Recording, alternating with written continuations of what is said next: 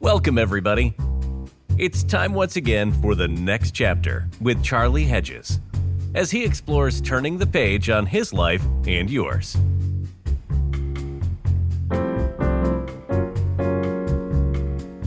Hi, everyone, and welcome to the next chapter with Charlie.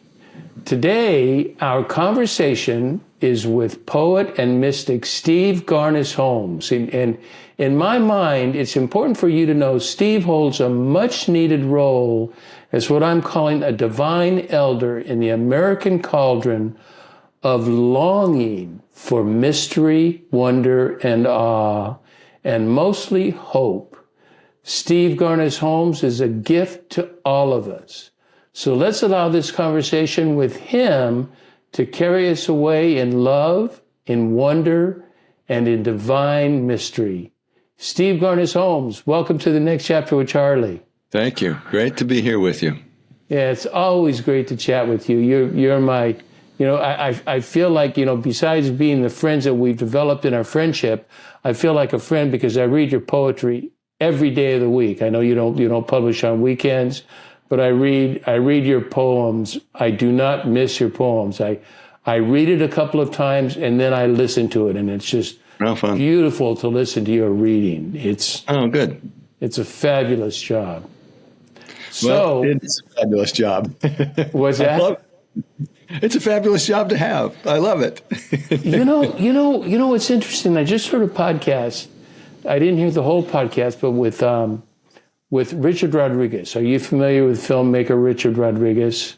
No. He's quite famous. He did Spy Kids, that would be, but, he did the Mariachi movies and several movies that he's become very popular for. And he talked about that a lot of people in life, that the host, Tim Ferriss, asked him, you took time to begin with writing, what are your assets? And so his family and, all of these sorts of things, he wrote his assets. And he says, far too many of us live by what we want, what we don't have, and we don't live by what we have. And I was very moved by that. Yeah. Yeah, I think that's the secret of happiness. That, to me, that is wealth, to love what you have. And we live in a culture that's designed to make us feel in need, to feel like, to obsess with our wants. That's why advertising is worth all that money, because it works, because we're going to make you want this stuff. And it's a great spiritual discipline to just unhook from that and not have to want so much. I'm good. I've got good stuff here. It reminds me of the downside of the American dream. There's a beautiful part of the American dream, but after you have achieved a certain aspect of the American dream, then it becomes drudgery. Then it becomes a battle for more. Mm-hmm. And always, I don't have enough. And well, and it carries the weight of obligation. I have to do this. I'm not happy unless I do this, which really is the definition of an addiction. Something that you can't let go of because you believe that you can't survive without it. You can't be happy without it. And so it's a tough habit to kick. This notion that I will be more happy if I had more stuff. If I had more, and not only material things, but all sorts of privilege, access, resources, esteem, whatever it is that we think we need, and it goes to the root of our psychology. I think that's one of the profound things about the story of Jesus' temptations in the desert. It's not that there's some guy out there in a red suit and a pitchfork trying to trick Jesus into do bad things. He's wrestling with his own actual temptations, like the temptation for power. He wishes that he could just turn stones into bread. And then he has to let go of attaching to that desire for power and say, I'm going to be powerless and I'm going to be okay with that. And he has to let go of having all the kingdoms of the world worship him and say, you know, I'm going to be an outsider and I'm okay with that. And this temptation that he wishes he could just jump off a cliff and angels would catch him and say, you know, if I love people, I'm going to take risks and I'm going to get hurt and I'm okay with that. I'm going to be vulnerable. And those, by the way, are exactly bread and dominion and security are exactly the things that Caesar promises. And it's the thing that our culture promises. You will have power, you will have comfort, you will belong if you buy all this stuff. And so it really taps deep into our psychology because we, as human beings, want power and security and belonging. And it's a really hard work that we have to continually do to let go of that obsession and say, I'm good. I belong to God. My power isn't mine anyway. It's whatever flows through me. And of course I'm not safe. Life is full of hurt.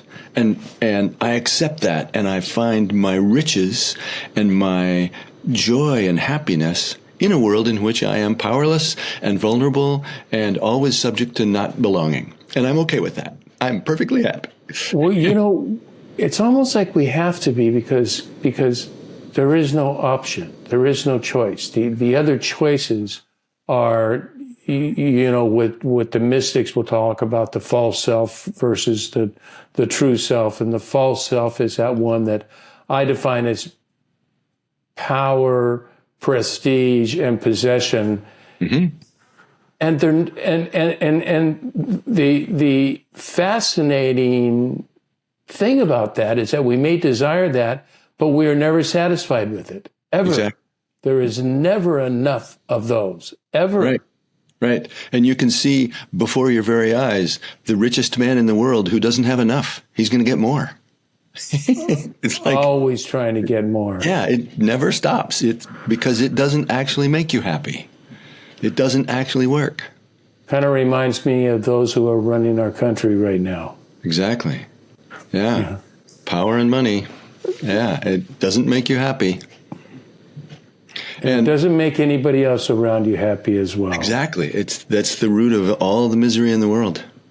You know, just yesterday morning, I looked out my front window, and we have a lot of wild turkeys around here. And there were these two turkeys fighting. And I was like 5 feet from them. They were right outside my window. These two turkeys that are basically just biting each other's face. And their necks are wrapped around each other. And they're like these two wrestling turkeys, if you can imagine that. And it went on for a long time. And they careened around and crashed into things, and nothing could stop them. And I thought, wow, that's what we're like. We're just so bent on having dominion and being in control and being the one who's on top and getting ours. And I thought, you know, for turkeys, I suppose in the end, that's evolutionarily come to be what helps them survive, because one of them gets a mate and one of them doesn't. But for human beings, it's nothing but destructive. That's why we have wars. That's why we have racism. That's why we have any problem. That's why people, you know, do anything they do that hurts other people, because there's this insatiable need for dominion, to be on top, to win. And it's like, if we could just stop that, how much misery in the world would be relieved? And the only way to stop it is to stop it inside ourselves, to say, I will be the first one. It begins with me. Yeah. Yeah, I agree with you with Jesus' temptation. For me, and I think, as a theologian, you probably agree that Jesus' ministry really begins with the temptation. Mm-hmm. There is something that occurs to him that is life altering for him. Yeah.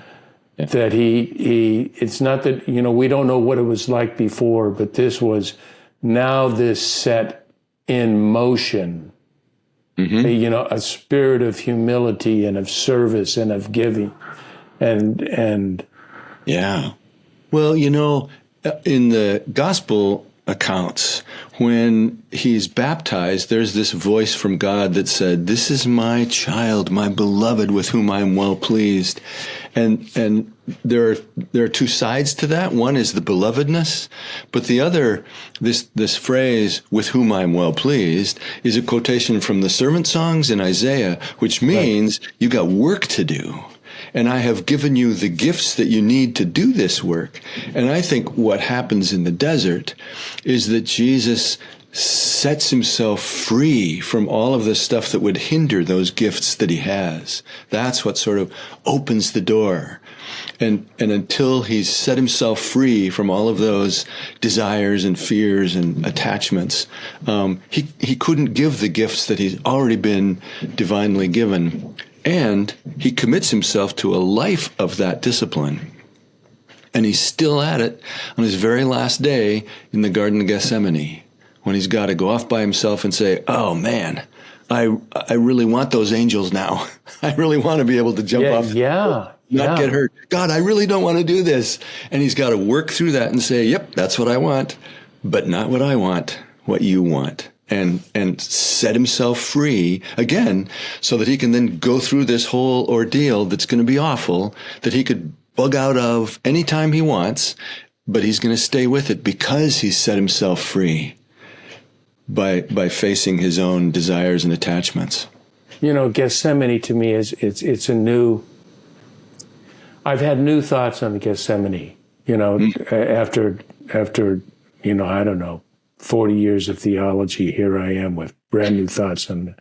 And if you ever doubted the hypostatic union, if you ever doubted fully divine and fully human, this is the truly fully human Jesus, who is, when he says, my God, my God, why hast thou forsaken me? Jesus, the Son of God, doubts God. Doubts that God is with him, and yet he follows the commandments. This was the task that was given him. This was why he was sent here, was to do this task. Yeah. And it was not just, it was divinely difficult for him. Well, and at the same time, if we imagine that Jesus is, in a sense, the voice of God, this is God saying on the cross, my God, why have you forsaken me?" as a revelation to us that we can't say, "Well, God, you just don't know what it's like to be a human being. You don't realize how hard it is. It's easy for you because you're God." And God is essentially on the cross saying, "I do know what it's like. I am there with you. I know what it's like to feel abandoned by God." And of course, the cool thing is that what holds that all together is that this isn't just a spontaneous outcry from Jesus. He's quoting Psalm 21. And so he's sort of bringing the whole spiritual tradition and all the people who have ever cried out to God into him in that moment, and saying, on behalf of all of us human beings, this is how it feels. And it's God who's saying that. It's God who's saying, yeah, it really stinks to feel like you've been abandoned. I get that. I read an essay. I'm reading this anthology of essays about Lent and Easter. And in the Lenten essay, one of the essays is by Kahlil Gibran. Now, I have no idea what his faith tradition is, but this sounds about as Christian as anything I've ever read. I mean, and he talks about it was during this time of Jesus, during this time of doubting and difficulty, that is where we see the strength of Jesus. And that is what our strength needs to be in these most difficult, challenging, and that's what we're going to talk about today, is the challenging times. In these most challenging times, calls for us to draw upon not just the strength of God, it is depending on the strength of God, but is our strength to depend and continue to depend on God. Yeah. Yeah. I think part of Jesus's genius was finding the power in his powerlessness. That when I have no more power in my hands, when I am truly empty-handed, I have nothing left except the power of God that flows through me. And that is infinite power. And I think that's how he could do those miraculous things that he did, not because he had some superpowers, but because he was so totally divested of any illusion of having any personal power that the only power left was the power of God. And he was so directly plugged into that. It's like coming to understand that you're a wire. I'm just a little piece of wire, and there's no power in that wire. And when I trust that, then I know. I don't expect great things to come out of that wire. But when I plug that wire into the outlet, it's got all sorts of power. As long as I remember that I don't have the power, I am plugged into the power. I am not the source of the power. I'm just the conduit. And I allow that spiritual power to flow through me. Then I have enormous power. But in order to get there, I have to begin by letting go of any illusion that I have power in my own person. I am powerless. Tell me, what is it with this knowledge? What is it that what is it that happens in your life, that occurs in your life? What is the process of your everyday experience that leads you to trust this, have this kind of trust in the power of God? You know, because I know people are wondering, these words sound wonderful and great, but there's something physical, tangible, everydayness. There's such an everydayness about you, Steve, that is essential. And what is the everydayness of that for you? A lot of it is the recognition that there is power in a situation that I don't have to contain or even convey, but just allow to be there. Once at the very beginning of my ministry, I was a chaplain in a hospital for the chronically ill, and there was a patient there who really had a hard time connecting with who I was. I would visit her every day, and I would have to start all over. And by the end, I was there for 3 months. And by the end of the summer, it got to where we could actually have a conversation. And I felt like this was a great victory. And the very last day, I went in to say goodbye to her. And she was tied to her bed, wrists and ankles, with cloth strips. And she was just writhing and moaning and screaming and saying insensible things. And this was in a room with several beds. And there was a nurse there who was just finishing up doing something with one of the other beds. And she saw my reaction when I came in. And she said, "Oh, yeah, she hasn't had her meds yet," and walked out. And I was really young at the time and really didn't understand mental illness. I was just sort of one of these anti-drug purists. And I thought, you mean this person that I've been talking with for all this time, all summer long, is just this sort of drug-induced hallucination, and this is the real Helen? And it so defeated me that I had no idea what to do next. And I just wanted to say, "Helen, I'm going. It's been nice to see you. I'm leaving now. I'll never see you again, but goodbye." I just wanted to tell her goodbye, and I couldn't say it. I was just so stuck. And I literally dropped to my knees, and I was just trembling on the floor with my hands on the aluminum railing of her bed, with my forehead against the stainless steel. And I don't think I said it out loud, but I definitely felt like, I don't know what I'm doing here. And I'm all alone in this. God, I can't do this by myself. And I don't think I heard a voice, but I felt a voice that basically said, "Neither can I. Stay there." So I just stayed there. I just knelt on the floor with my forehead against the edge of her bed for a long time. And I cannot say that she calmed down. I can't say that she reacted in any way to my presence. But after a while, I felt like what needed to have happened must have happened. And I stood up and I said goodbye to her and said a little prayer and left. And felt like, wow, something just happened. And I didn't do anything other than just stay present.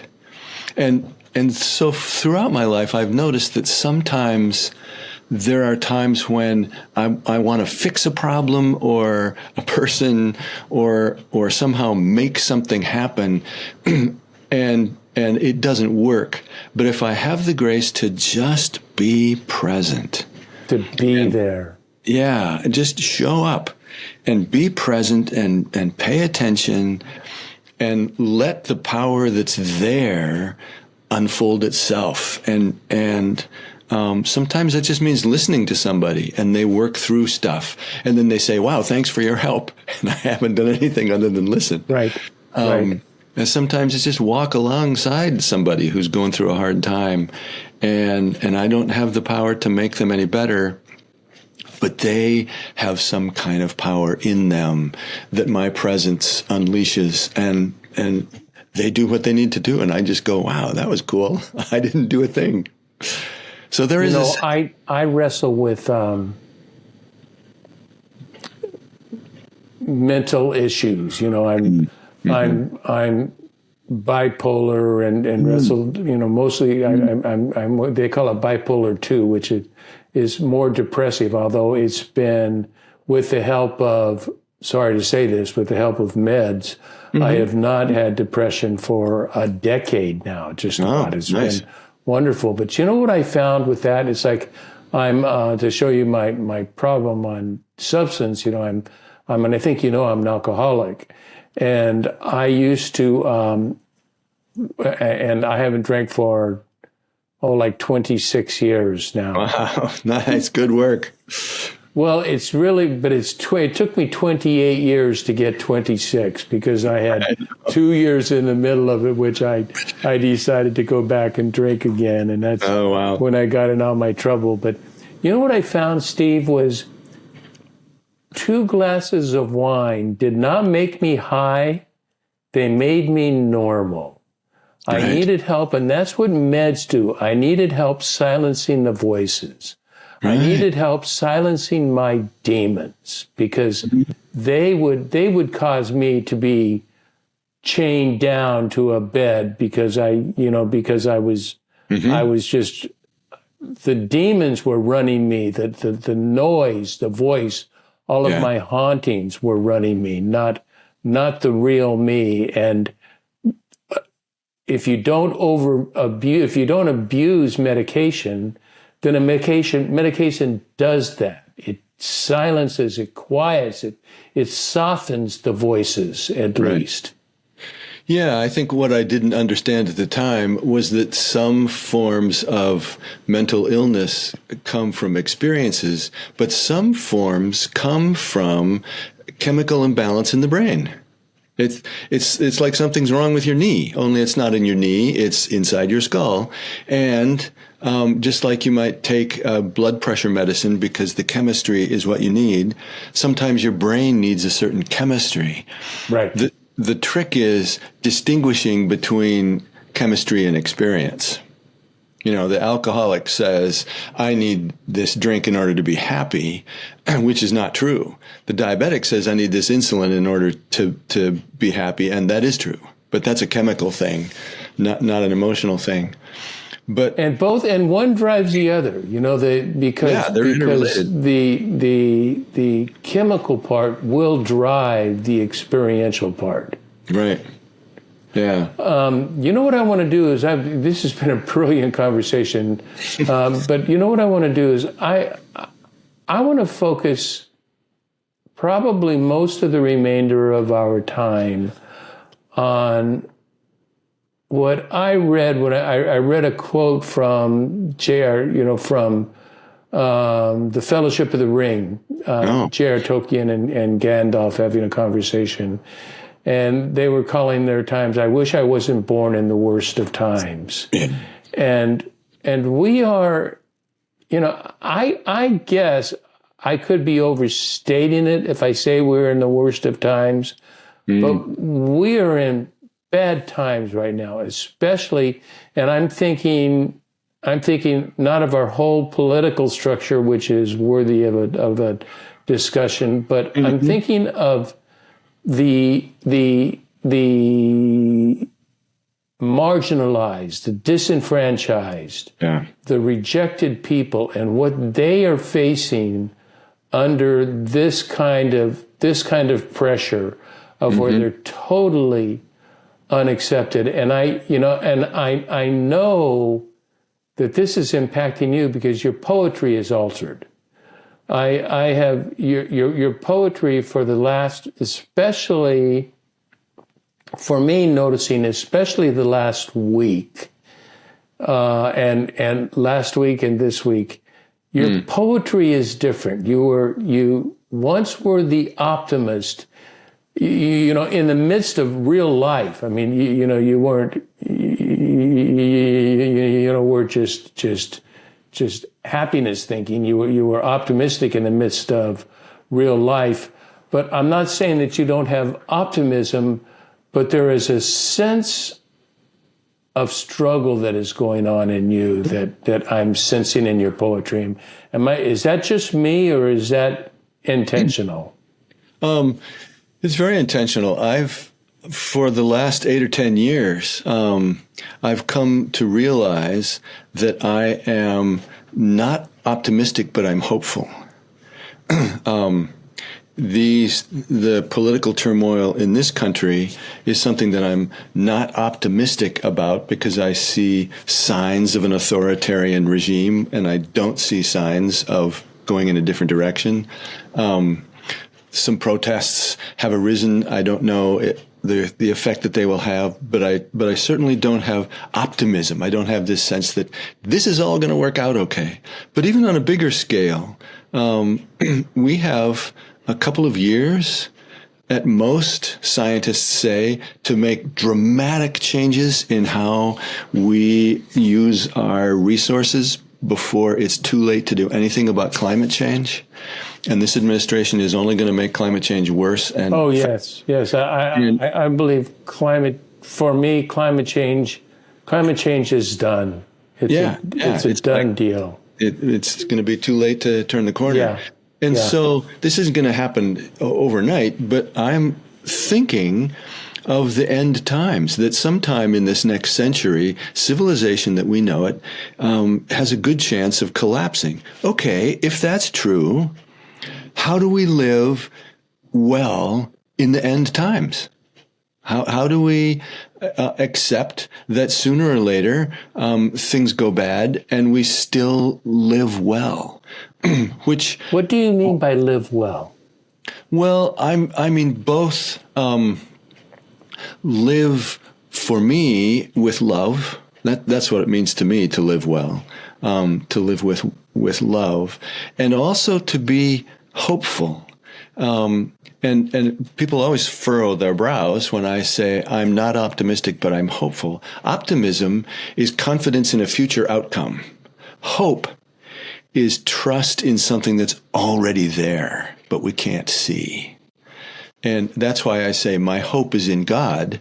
My hope is not in any human being of any political sort or any scientific breakthrough or whatever. My hope is in the power of human beings to be loving that's given to us by God. That's where my hope lies. And we can be hopeful in that way up until the very end. We can live with love up until the very end. And some people have noticed that my writing has reflected a lot more of that, the struggle of how to be hopeful in discouraging times, especially these last few weeks. And some attribute that to the political situation, but like I say, I've been worrying about that for a long time. Part of it is the season of Lent.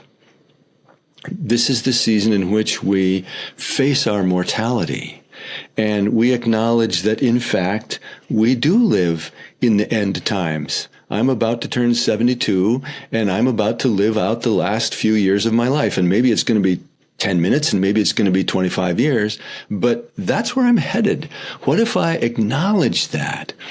The power of the stories of Jesus on his way to the cross is that he knows he's doomed. And yet he lives with love and compassion and wisdom in the face of all of that stuff. And because he has wrestled through the Garden of Gethsemane, that he's been practicing ever since the temptations in the desert, he's prepared to do this, to say, even in the worst of times, I can still be loving and forgiving, and I can give my gifts, and nobody can stop that. And that to me is living with hope and living well. I copied down a poem that I'm going to read a little bit of the poem, and it is your poem. I know that's how dare I read your poem, because I cannot read in the voice of Steve Garnes Holmes. But you offer a poem, and I wrote this in my notes. You offer a poem of hope in what I'm calling the worst of times, and you write this: imagine the worst. And you say, go ahead, imagine the worst, losing what you have, even everything, the end of the world. It is only a matter of time, as it always has been, a moment away or a millennium, but always looming.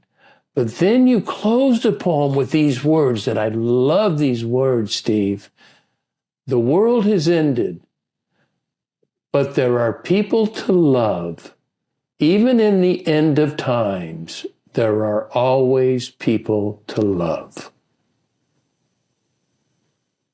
That is a hopeful poem. Mm-hmm. Yeah, and I think that's what I mean. That to me, I have achieved a much deeper sense of peace, accepting that maybe this is the end times and my job is to live with love. Then I can focus on living with love instead of being in that place where these might not be the end of times and maybe it's part of my job to save the world, and what if I can't? That's just anxiety producing. But to be able to remember that everything is passing and imagine that I've already lost it, then all I have to do is just love it to bits as long as I can. I read a poem, or not a poem, I read an essay by Watchman Nee, and he said, let us not focus on what God is doing. Let us focus on what God has done. And it always comes to the cross.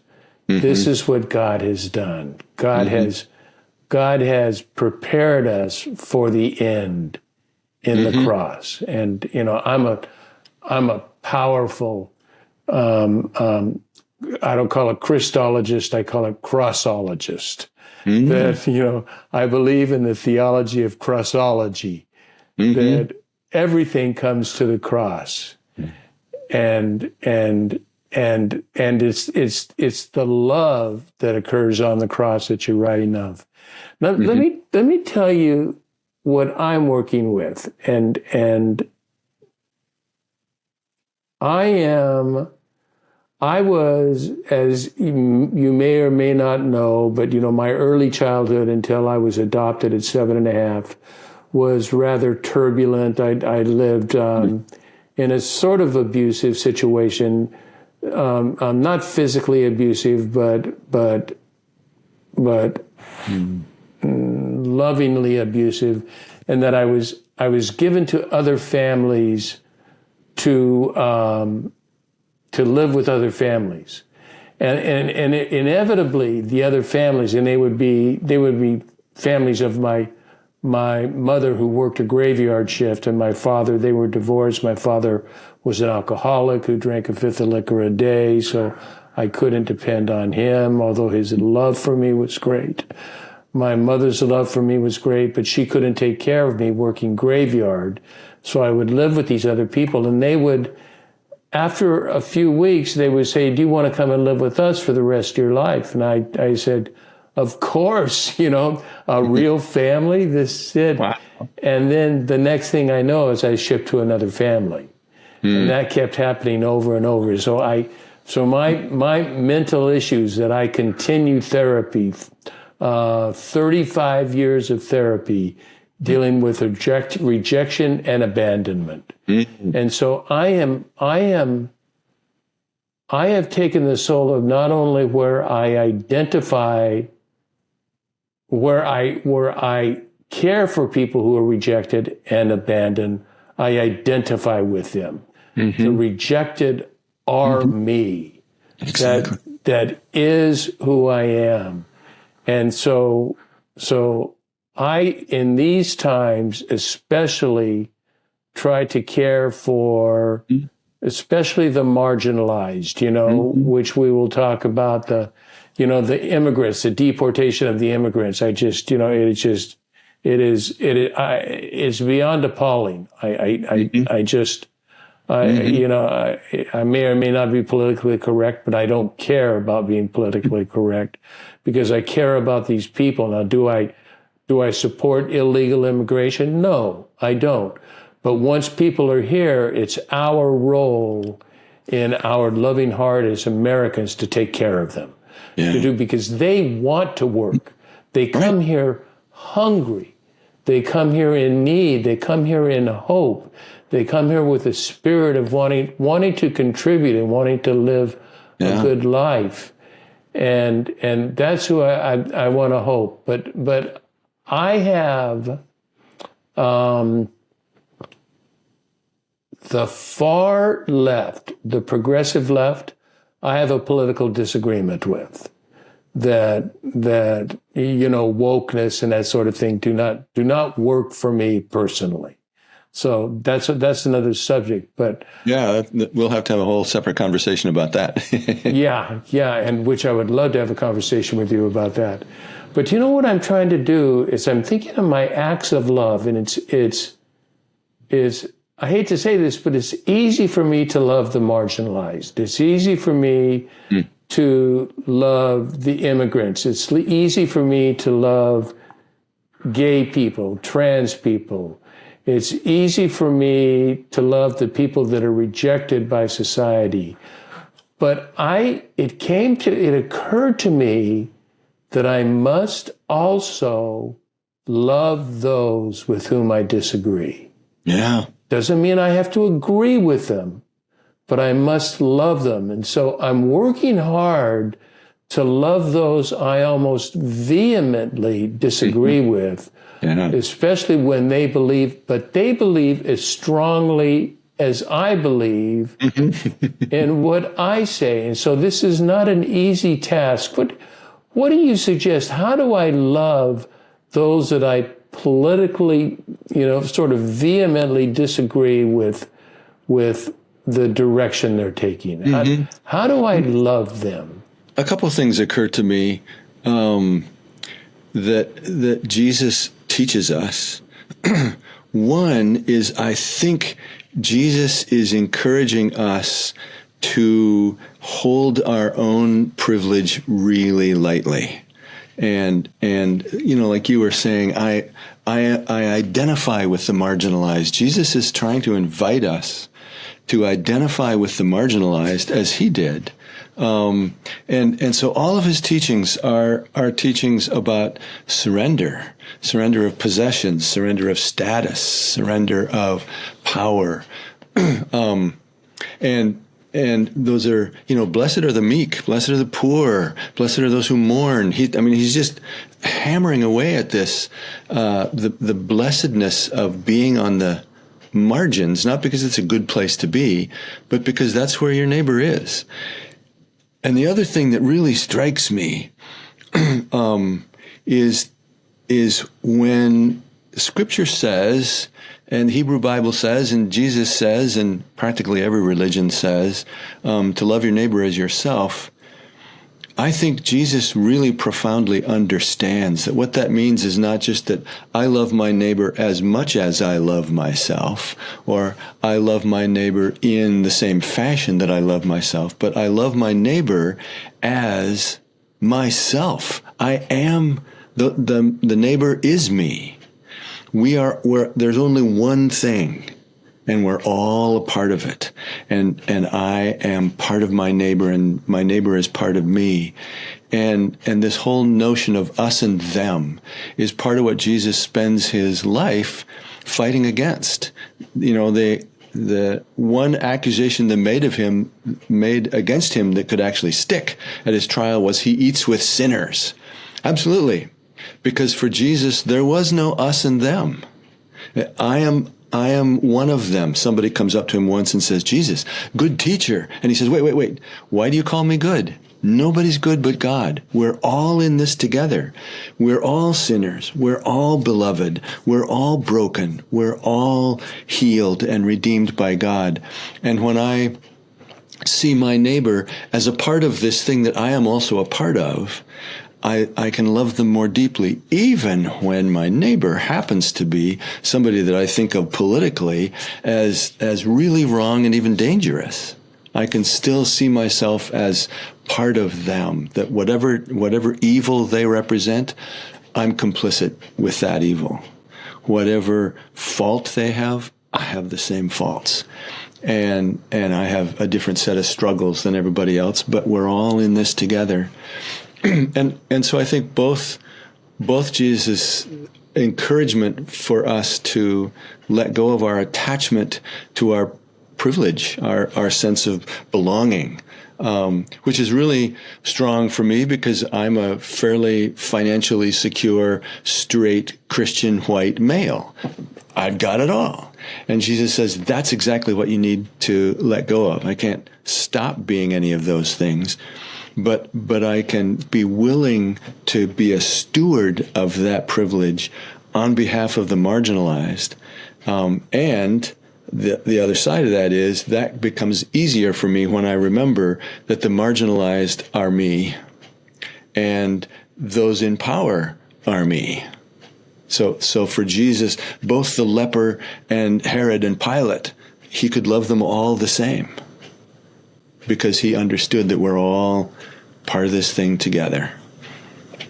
I love that. It is easy for me to consider the marginalized and disenfranchised as me. I can identify with them. I am beginning, not just on what you said here, but you have sort of cemented, I am beginning to look at those who are in positions, political positions, the very far radical positions that I disagree with. They are me. I am one with them. And you know, I've been thinking about the danger of believing that me and what I believe is right, and then almost non-negotiable. And I am not right because I go through my whole life and I've never been right. Why do I think I am now? You know, our polarization is an autoimmune disease. Talk to me about that. Well, I'm a pretty leftist kind of guy, and the more I want to reject right-wing people, the more I have to take seriously that I'm rejecting part of my own body, the body of Christ that I belong to. So I can't reject them. I can't judge them. I have to live with them. I have to be kind to them. Otherwise, I'm just attacking the ecosystem of my own spirit. And our whole culture is doing that. Our culture is attacking itself. Left against right, blue against red, rich against poor, native against immigrants. And partly, I think that's how evil works. That's how Satan gets into us. The language of evil and the language of empire overlap for me. So when Jesus talks about Caesar, he's also talking about Satan and vice versa. And part of the way empire works is that those of us who are in charge are going to get all of you to fight with each other. And so you'll argue about whether these immigrants belong here or don't. And meanwhile, you'll let me get away with whatever I want because you're busy fighting with each other.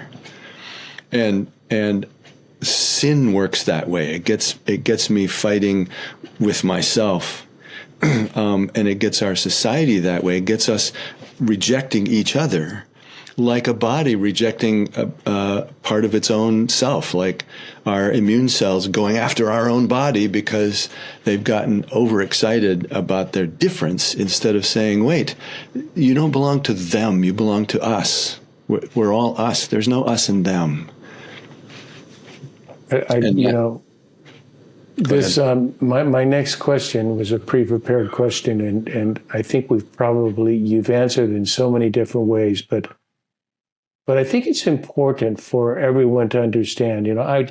I gave a speech at church a couple Sundays ago on the Trinity, and it's Bonaventure and the Trinity. And Bonaventure, for some reason, theologians have not paid attention to Bonaventure and the Trinity and the work of the Father, and he goes to Mark 10 is one of the passages of Jesus talking to the rich ruler, and he says, why are you calling me good? Only God is good.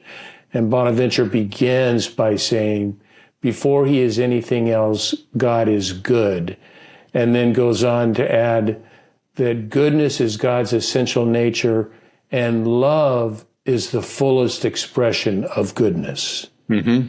Love is the fullest expression of goodness. And so in all that to lead up to my point was, I was telling the people, I am, I call it gifted with the gift of pondering. Mm. I can sit, it is not difficult for me to be contemplative. It is not difficult for me to meditate. And, I can sit, I have a chair in my reading room that I can sit for 30 minutes, even up to an hour, and not have a book or not have a journal and just ponder. Mm-hmm. And you are a ponderer. Mm-hmm. And I wonder, what is it these days that drives your pondering? What do you feel yourself pondering as much or more than anything else? That's a good question. I've been pondering a lot that word that you used, goodness. If God is anything, God is first of all good, and goodness and love is the manifestation of that. I think all of Jesus' teachings and all of his actions, all of his miracles, everything he ever did, his life, his death, his resurrection, all boils down to this 4 words. This is the entire thing. Get your pen out. Are you ready? Okay. Trust God, be kind. I think Jesus invites us to trust that God is good, that God is goodness, that God is kindness. We have these notions of God being vindictive or judging or unpredictable or even just a harsh taskmaster. And Jesus keeps on saying God is nothing but abundant goodness. And when we trust that, then we ourselves are good and we are kind to other people. And we can get lost in all sorts of definitions about what it means to be loving to your neighbor. But Jesus says, just skip the definitions and be kind. You know what kind. That is. Just being, and I put it another way because, kindness is my word. That's my active word in life. That's, if I were to leave a legacy, I don't care whether anybody remembers me but they remember kindness, and they remember the kindness that I implanted in the world. Yeah. And not that I implanted it, that I implanted this, an aura generates, that I want to generate an aura of kindness. And what's that? It's already there. The kindness is there. Yes. Again, like the wire that transmits the electricity, or the radio that picks up the signal. The signal's already there. All I have to do is tune into it. And I think that's what I ponder. I find myself more and more just pondering the innate goodness in life, even when awful things are happening around me. People are being shipped off to these concentration camps in El Salvador. That's just unconscionable. And I could really get depressed about that. But what holds my head up, what holds my heart up, is pondering the goodness in the world that outweighs all of that evil. Because it's been there for a long time. This isn't the first time that concentration camps have been around. They've been around all through human history, and the goodness is so important to stay rooted in, and to fill my consciousness with the goodness of life, the goodness of nature, the goodness of human beings, especially when they're not threatened, and especially the goodness of people who are threatened and remain good anyway, to just keep meditating on that, keep mindful. And like I said earlier, when I was talking about hope, that's my hope. I don't know what outcomes will happen in the future, but what I know right now is that people are good. We have huge capacity for terrible evil, but we are good. People. I agree with you. I find I was with a group of people at a meeting last night, and I can be in groups of people. I become even more introverted in a group of people, but I force myself to introduce myself to people I don't know. If you're standing by yourself, or if you're looking like you don't have anybody to chat with, you're in trouble if I come around, because I'm going to be, you're going to be my first victim, or my fourth victim that I look for.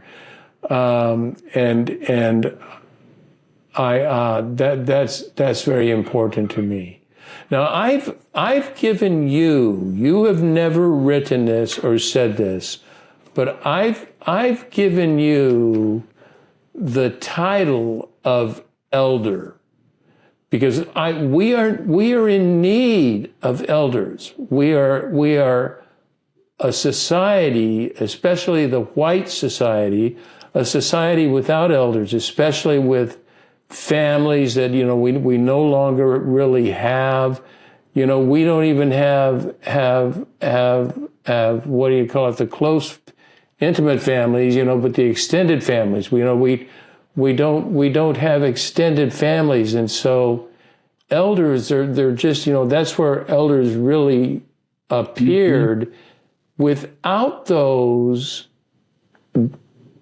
do you see yourself as a role of elder amid the issues of our troubled country today?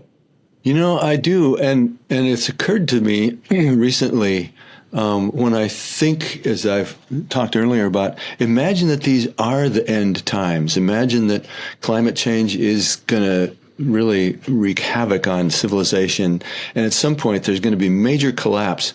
What could I do about that? One thing I could do as an elder is pass on to the next generation what they're going to need to know when things get really bad, that they might have to pass on to the next generation.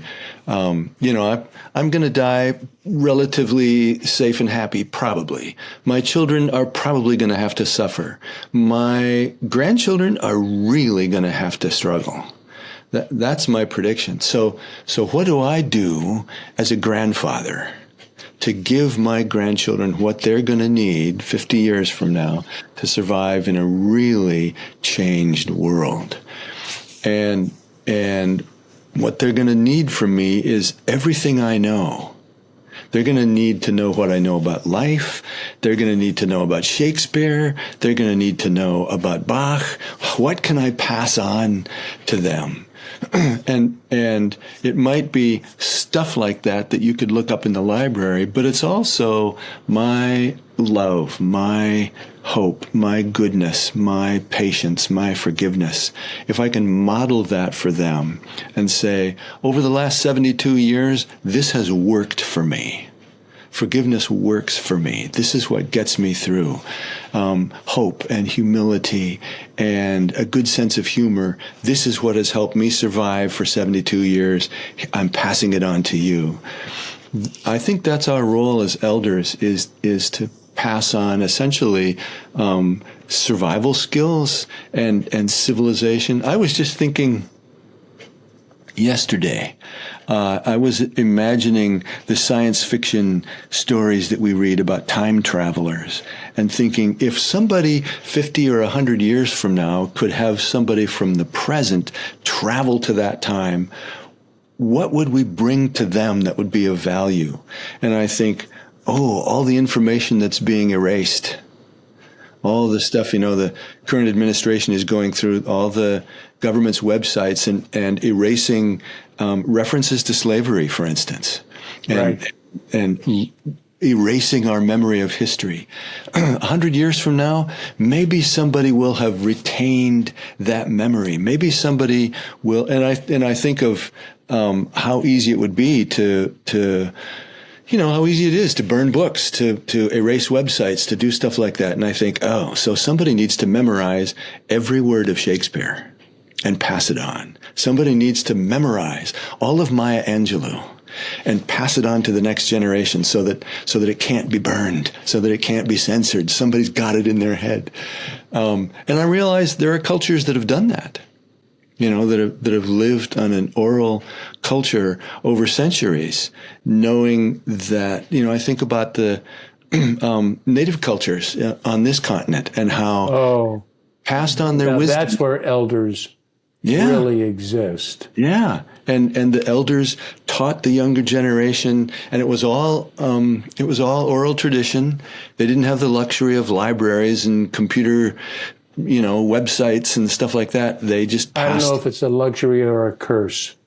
Right. Yeah. And I think maybe that's our calling as elders, is to be the ones who teach the next generations everything we know. You know what I've done? My son is a professional baseball player, and he has two assistants that live. He's single, and he has two assistants that live with him. That he pays two different men to do two different jobs. One cooks, one cleans up the house, and takes care of all of his stuff. He doesn't. He couldn't. I don't even know if the child knows how. He's going to be 33. I don't know if he even knows how to write a check. Right. How to do his laundry. What's that? How to do his laundry. Yeah. He certainly doesn't know that. And it wasn't that he wasn't taught that. He had to do. When we were in baseball, we did all of his laundry. He did his own laundry. He did those sorts of things. But that is no longer the story. But he gets like 3 days a month off, and he works 10 to 12 hours a day. So he just doesn't have much time to have a real life. But these two young men, they're 40 and 35, look to me as a father figure. And so I see them, they see me, although we've never used the word elder, but they would say they see me as elder. And you may be surprised, but you know what my role, I've thought about my role, and I've thought about, I want to be careful with men that age. You don't give advice. Right. It's just, but you know what it was our last trip there. We were there for 3 or 4 days. I devoted my time to listening. to just acute listening, not getting deeply involved in group conversation, but listening, and every now and then saying something when I thought it was appropriate. But the most part was just very active, acute listening with not just silence, but looking them in the eye when they're speaking, and caring about what they're speaking, and shaking my head, and seeing that I'm getting it. I get what they say. And I've got to tell you, Steve, those were a powerful 3 or 4 days. There was one of them, well, actually both of them, but one in particular, we became like twice as close. Mm-hmm. He began sharing deep information about his childhood, that he's had difficult times with his childhood, and doesn't talk a whole lot about it, but he talked very intimately about it. And I think that's because I was too busy not talking. Exactly. I was there listening to what he had to say.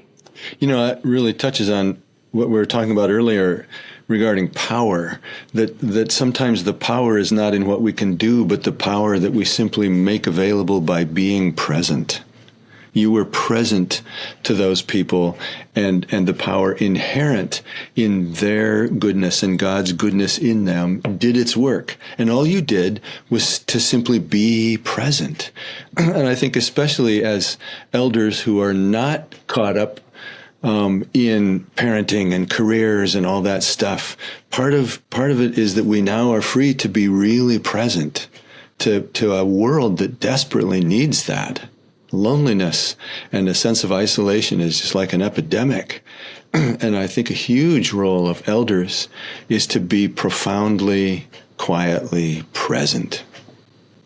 It's a big word in my life. Presence is a big concept in my study of the late medieval Christian mystics and my Buddhist studies. It's all about being actively present. I've even slowed my gait, my walk. My spiritual director is the abbot of a monastery, and he walks so slowly, and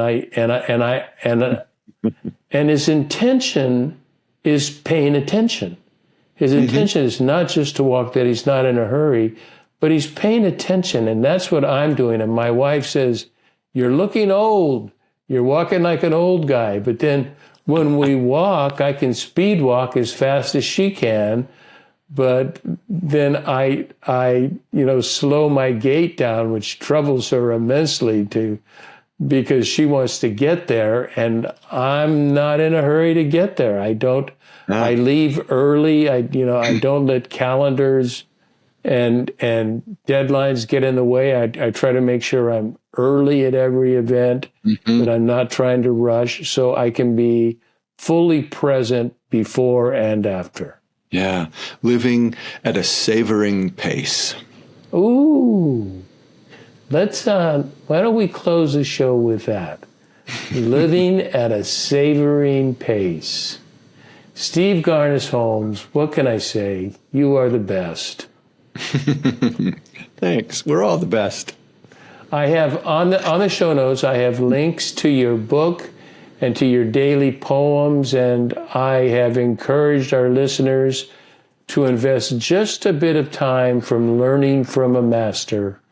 Thank you greatly, my friend. You are welcome. Thank God. Thank God. I also want to thank our listeners for tuning in to the next chapter with Charlie. And until next, this is Charlie Hedges signing off. Bye for now.